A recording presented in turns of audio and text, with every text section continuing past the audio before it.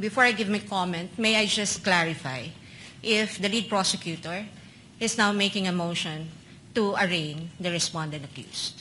Your Honor, whether this is arraignment or otherwise, the motion of the prosecution is very much consistent with the Senate rules on impeachment. I think the question, Your Honor, is very simple. As I have mentioned, Your Honor, yes or no, Your Honor. Rule 7, is the lead prosecutor, Rule 9, is the lead prosecutor let this not be a debate between the counsels. For the respondent accused Counsel to be for arraigned, respondent, kindly make your comments. At this juncture, the chair would like to direct the parties to prepare for their opening statements. We will start with the prosecution. May I know from the prosecution who will deliver the opening statement, and from the respondent who will deliver the opening statement? Under our rules, only one lawyer shall deliver the opening statement for either side. I presume, Representative Luistro, you will deliver for the prosecution and for the on the part of the respondent? I will deliver the opening statement for the defense, Your Honor. Representative Luistro from the panel of prosecutors of the House of Representatives is now recognized to deliver her opening statement for the prosecution. You may proceed, ma'am, and you have 15 minutes. Your Honor, before I proceed, the prosecution respectfully moves for the reading of the 4 articles of impeachment and the entry of the corresponding answer or plea for each article of impeachment, Your Honor. Your Honor, this is consistent to the Senate rules on impeachment, particularly Rule 7, Your Honor, the last paragraph of which mentions about failure to appear, failure of the lawyer to appear, and failure to file answer. There should be an entry of plea of not guilty. Likewise, Your Honor, under Rule 9 of the Senate Rule of an Impeachment, which says that the person impeached shall then be called to appear and answer the articles of impeachment against him or her.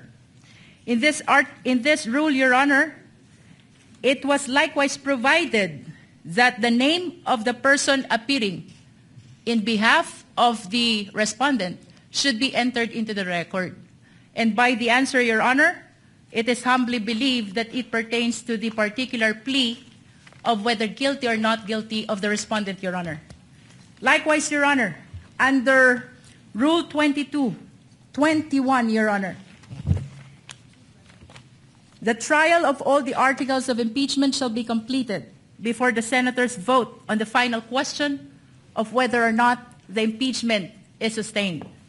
It is gleaned from these rules, Your Honor, that the senators will be voting on a per-article basis, Your Honor.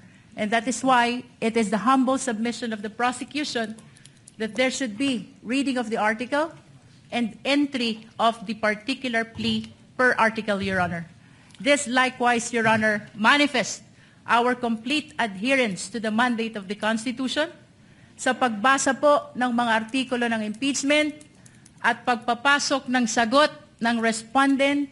Maipakita po natin sa sambayanang Pilipino ang ating pagsunod sa mandato ng Konstitusyon. Likewise, Your Honor, it upholds due process not only of the respondent but also of the Filipino people.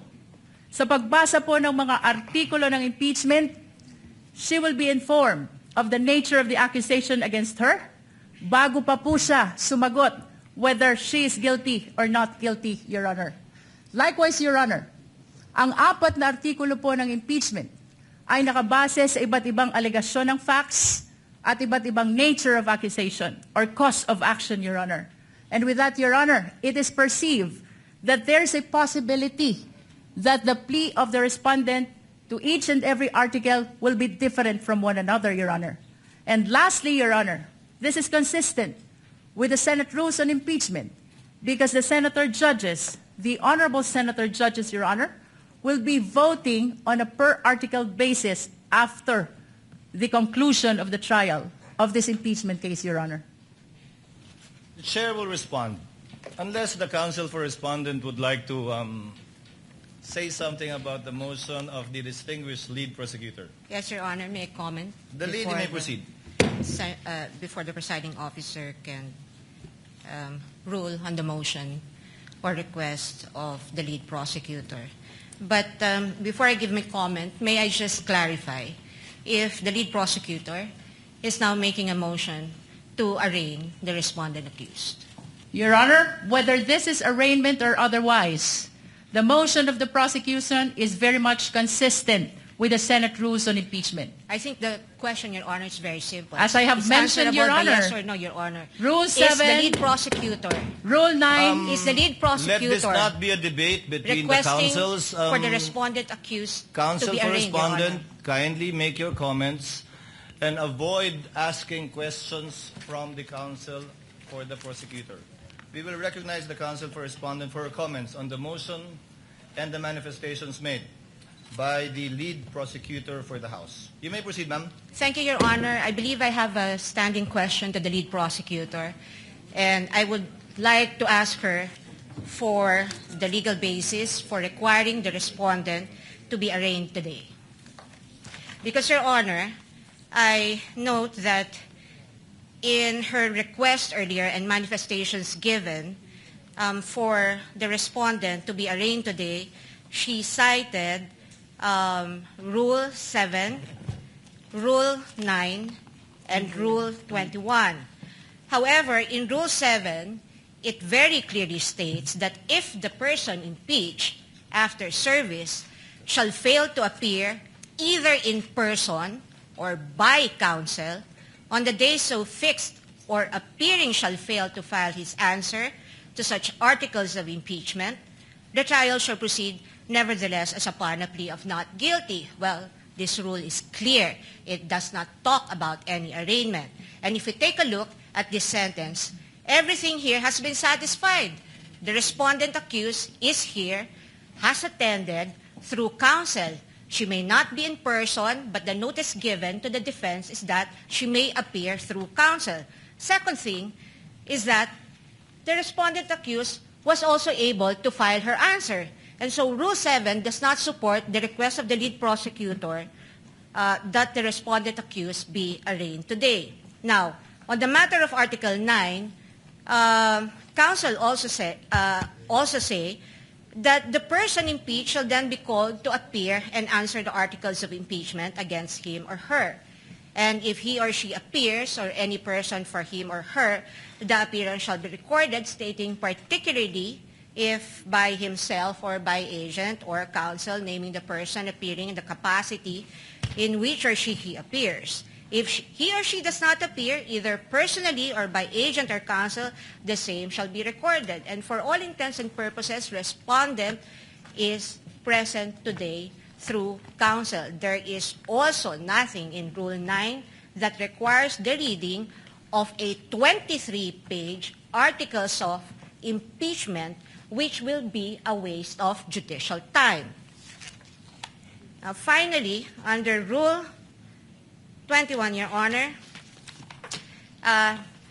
may I just correct the manifestation earlier by counsel, because it would seem to me, unless a reading of the transcript would say that I'm mistaken, but I seem to have heard the lead prosecutor claim that the voting on the articles of impeachment will be per article. Well, that's true, but the first sentence of Rule 21 says, the trial of all the articles of impeachment shall first be completed before the senators vote on the final question on whether or not the impeachment is sustained.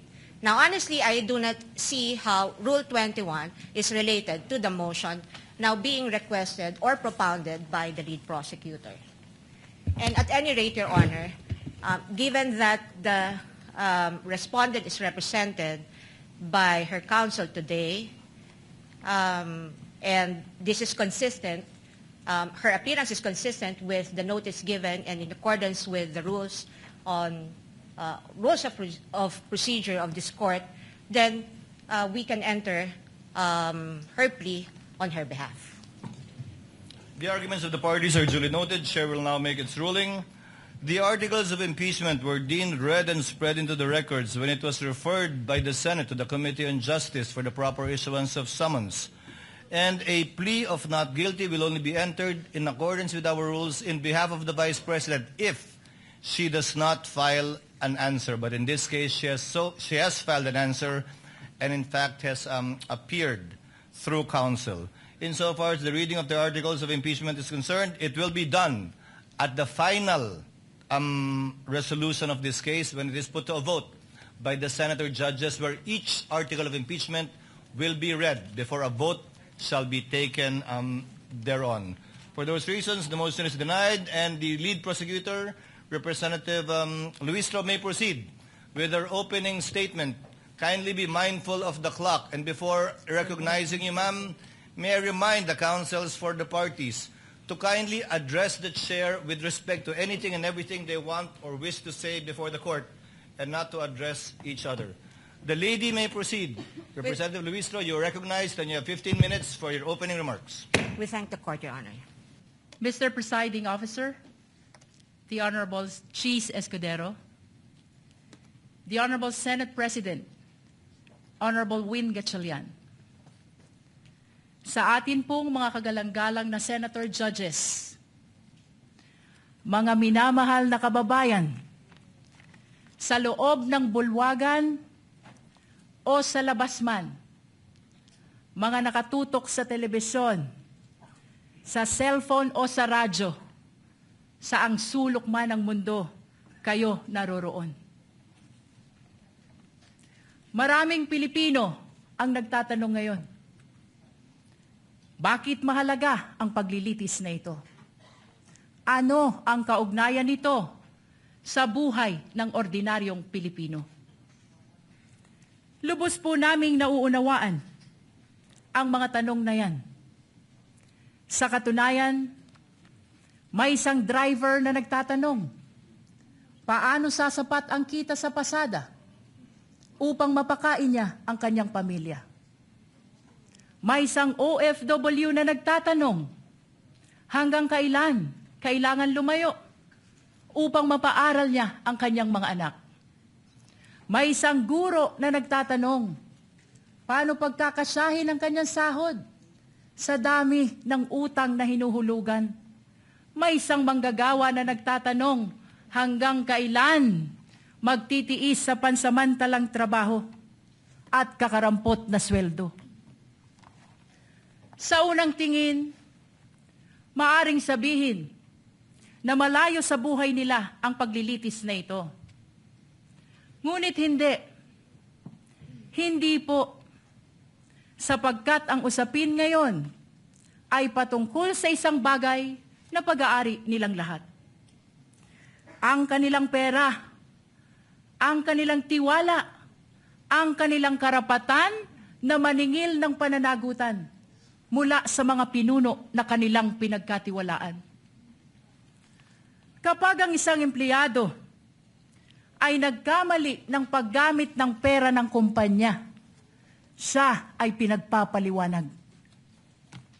Kapag ang isang barangay treasurer hindi maipaliwanag ang nawawalang pondo, siya ay iniimbestigahan. Kapag ang isang principal ay naglustay ng pera ng bayan, kahit 5,000 lang yan, siya ay pinaparusahan. Natural lamang na magtanong ang sambayanan kung ang ordinaryong Pilipino ay pinapanagot. Bakit hindi ang pinakamakapangyarihan na opisyal ng pamahalaan? Ito ang dahilan kung bakit mahalaga ang paglilitis na ito. Hindi upang usigin ang isang tao, hindi upang maghiganti sa kalaban, hindi upang manalo sa politika, kundi upang sagutin ang isang tanong na napakahalaga sa kinabukasan ng ating republika. May saysay pa ba ang pananagutan sa ating bansa? Sapagkat ang kasong ito ay higit at lampas sa sino mang opisyal. Higit at lampas sa anumang partido. Higit at lampas sa alinmang administrasyon. Your Honors, the framers of the Constitution understood that there may come a day when extraordinary power would be entrusted to extraordinary office. They also understood that there may come a day when trust would be broken. And that is why they gave the House of Representatives the power to impeach and the Senate the duty to judge, not to punish political opponents, not to settle political scores, but to protect the Republic itself. That is why the Constitution declares public office is a public trust. Ang kapangyarihan ay hindi pag-aari ng sino mang opisyal. Hiram lamang ito sa taong bayan. At ito ang dahilan kung bakit naririto tayo ngayon. Your Honors, the prosecution will present exactly what the Constitution requires. Evidence. Hindi chismis. Hindi haka-haka. Hindi propaganda. At lalong hindi SOCMED narrative. Evidence. Official records. Financial documents. Government reports. Video recording. Statements under oath. Independent findings of institutions created by law. Mga dokumento na hindi bumoboto. Mga records na walang partido. Mga katotohanan na walang kulay pampolitika. Sa unang tingin, maaring magmukhang magkakahiwalay ang 4 articles of impeachment. Confidential fund, unexplained wealth, bribery and corruption, threat against constitutional order. But these are not 4 separate stories. These are 4 chapters of the same story. Story about power exercised without accountability. Story about public trust betrayed. Story about public office that stopped answering to the public. On the first article of impeachment, the evidence will show that more than 612 million pesos in confidential fund entrusted to the office of the Vice President and the Department of Education were disbursed, transferred, and liquidated under circumstances that cannot withstand scrutiny. 612 million pesos. Hindi ito pera ng gobyerno. Pera ito ng sambayanan. Pera ng manggagawa. Pera ng magsasaka. Pera ng OFW. Pera ng guro. Pera ng bawat Pilipino na nagbabayad ng buwis at nagtitiwala na gagamitin ito ng tama. The evidence will show liquidation reports supported by questionable documents. The evidence will show acknowledgement receipts bearing names government records could not verify. Names that transformed accountability into a mockery. Pananagutan na naging kalokohan. Names that insulted the intelligence of the Filipino people. Mary Grace Piatos, Milky Sikuya, Kokoy Villamin. On the second article of impeachment, the evidence will show financial transactions involving billions of pesos associated with the respondent and her husband. Billions. Hindi milyon, bilyon. At habang milyon-milyong Pilipino ang nagtratrabaho at nag-iipon buong buhay upang magkaroon ng sariling bahay, makapagpaaral ng mga anak, magkaroon ng kaunting seguridad para sa pamilya. Aba, bilyon-bilyong piso ang dumaan sa mga bank accounts na hindi maipaliwanag ng maayos. This article is not about wealth. This is about accountability. This is about explanation. If wealth was lawfully acquired, where is the lawful explanation? If transactions were proper, where is the complete accounting? If numbers truly add up, then why do they refuse to reconcile?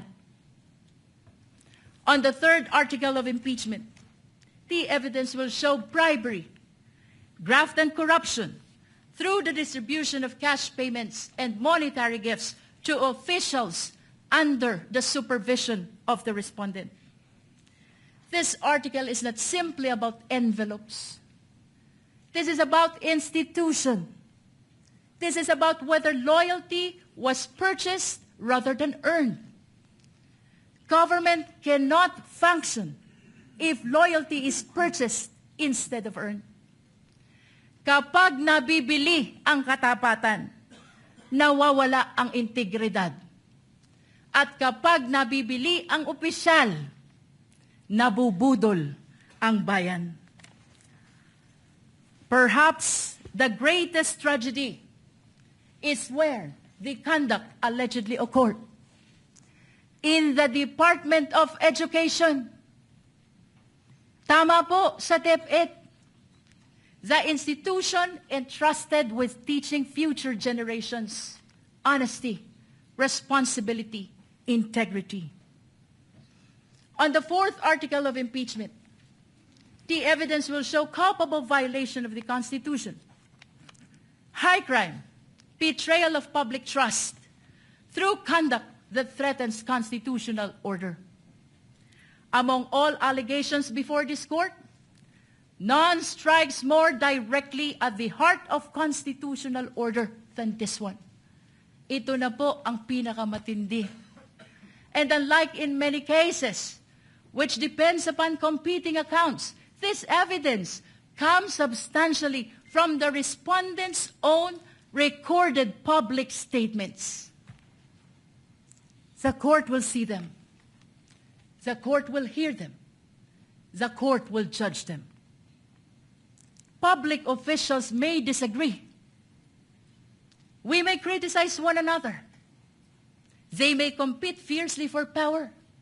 That is democracy. But democracy ends when violence begins.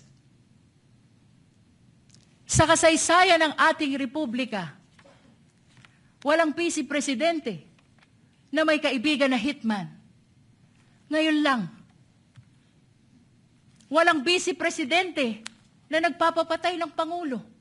Ngayon lang. Walang vice presidente na handang magpapatay para lamang makaupo sa pwesto. Ngayon lang. The Constitution provides many means on how to resolve political conflict. Election, legislation, public debate, judicial review, and even impeachment. But it does not permit threats. It does not permit violence. It does not permit people entrusted with power to place themselves above constitutional restraints. Your Honors, at the center of this case lies a simple question, perhaps the most important to any republic. When the people entrust power to a public official, does the public official remain accountable to the people, or do the people become accountable to the public official? The Constitution's answer is very clear. Power belongs to the people. Public office is merely borrowed.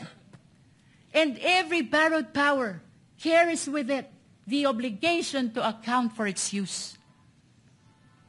If a barangay treasurer must account for public fund, then so must the vice president. If an ordinary public servant can be investigated, then so can the highest officials of the government. If ordinary citizen is expected to obey the rules, then surely those who govern them must obey them first. Otherwise, what lessons do we teach our children?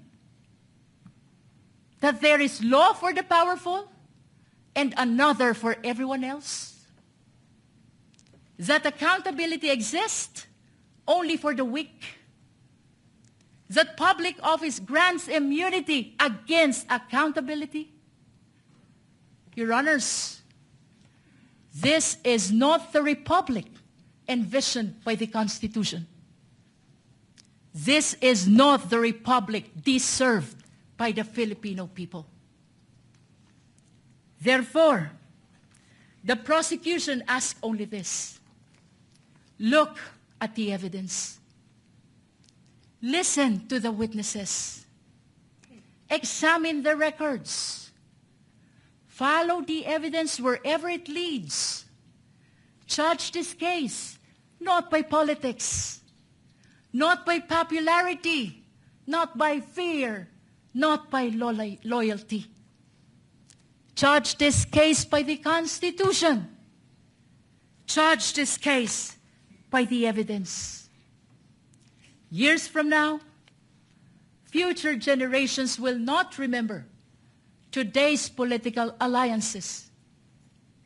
They will not remember today's headlines. They will not remember today's slogans.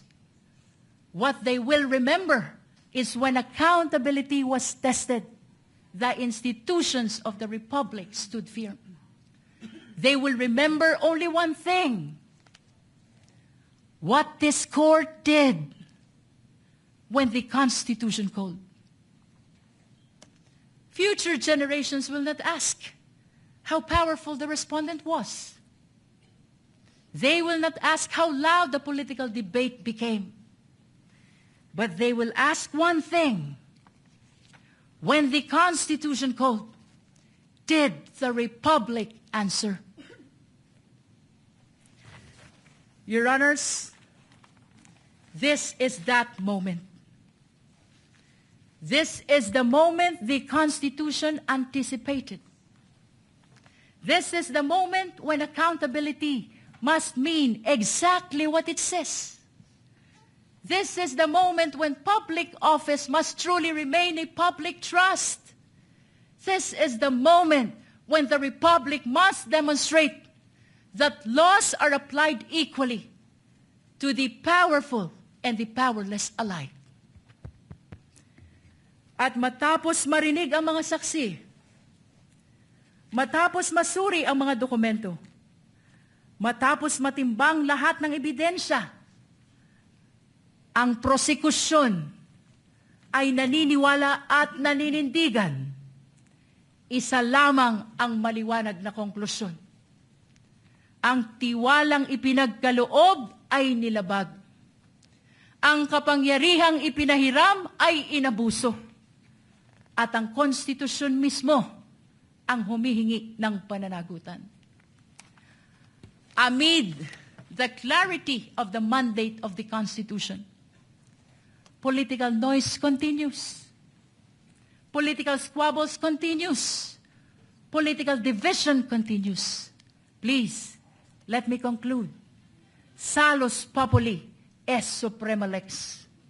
The welfare of the people is the supreme law. Thank you, Your Honor. The opening remarks of the prosecution through the lead counsel is duly noted.